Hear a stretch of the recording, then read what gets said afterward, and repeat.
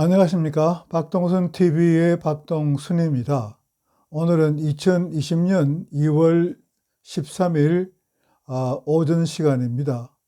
오늘은 며칠 전 작품상과 감독상을 포함하여 4개의 아카데미상을 받은 영화 기생충에 대하여 말씀드리려고 합니다.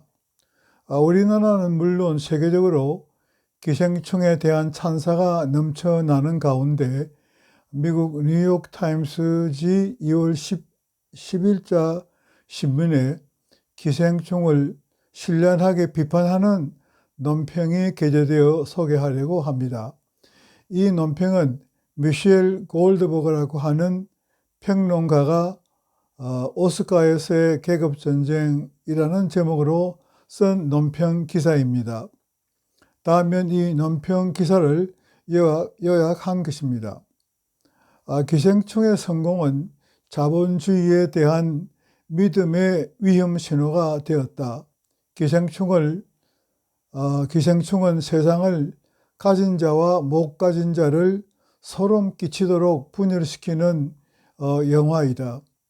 미국인이 이 영화를 보면 한국 사회는 극도로 계급화된 사회라는 생각을 하게 될 것이다.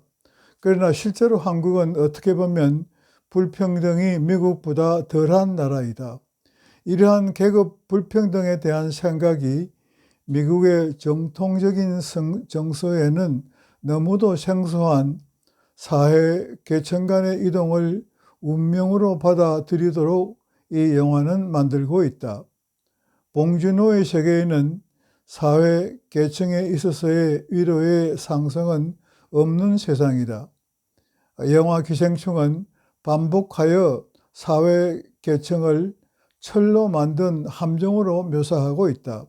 기생충은 2013년에 봉준호가 만들어 개봉한 그리고 가장 공산주의적인 영화로 보이는 설국열차와 같은 것도 아니다.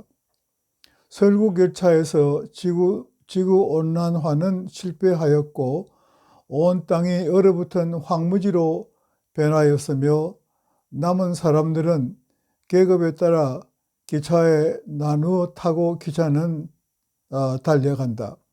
가난한 사람은 기차 뒷칸에서 아비 규환 속에서 지나고 부자는 기차 앞칸에서 호화롭게 지나가지만 결국은 다 망하고 만다는 것이다. 결국 구원은 모든 제도를 다 때려 부수고 새로 시작해야 한다는 것이다. OECD 통계에 의하면 미국의 사회 계층 간 이동 지수는 한국보다 더 나은 것이 없다. OECD 통계에 의하면 미국과 한국의 사회 계층 간 이동 지수는 거의 같은 수준입니다. 이상이 뉴욕타임스에 실린 논평 내용입니다.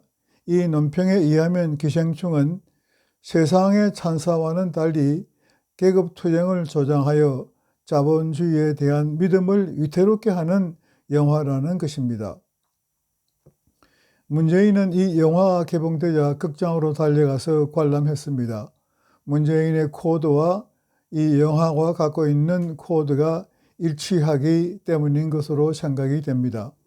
그러나 더 큰 문제는 대한민국에는 이 영화에 나오는 기생충보다도 더 큰 기생충들이 정부 내 곳곳에 특히 청와대 내에 살고 있다는 것입니다. 정부 내의 기생충들이 박멸되는 날이 하루라도 빨리 오기를 기다리면서 오늘 제 말씀은 뉴욕타임스에 실린 기생충에 관한 논평을 소개해드리면서 이것으로 마치겠습니다. 경청해 주셔서 감사합니다.